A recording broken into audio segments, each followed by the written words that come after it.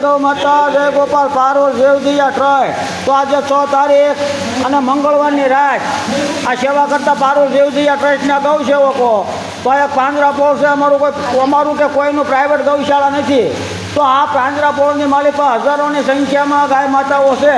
તો આ બધી ગાય માતાઓને પડખા ફેરવવાના, બેહારવાની, ગોળવાળું પાણી, ખાણ, ઘાસચારો, કબૂતરને સણ, પાટાપિંડી, ડેસિંગ. તો અમારે આજે એક અમારે સુજલભાઈ હજી 10-12 વર્ષના છે. તો એનો આજે જન્મદિવસ છે.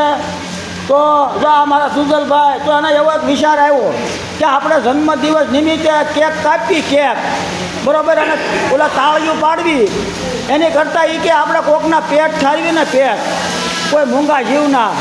તો એ એની જિંદગીની માલિકો એને બહુ આડું આવે.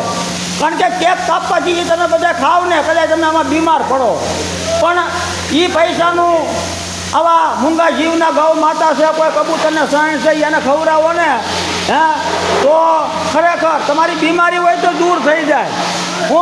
કારણ કે આ વસ્તુ એવી છે. આપણા છે ને આપણા ભાગ્યના દરવાજા ખોલી નાખે આ ઈ છે. કારણ કે ભૂત ભગવાનાની વાહ રખડતા એને ભાળી હોય છે.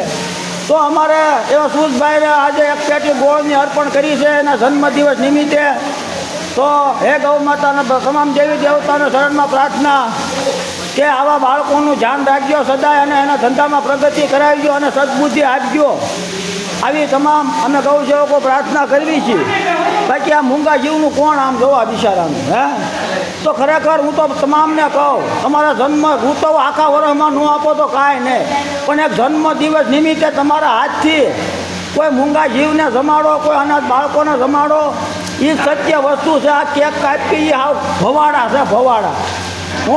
એ ભવાડા બંધ કરો, નકર આવતી પેઢીને બહુ નડશે.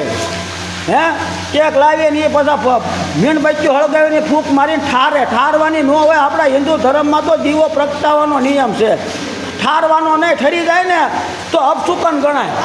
તો આપણા ઘરમાં કાંક બરબાદી આવે તો આપણા હાથે જ આપણે ઠારી નાખીએ છીએ.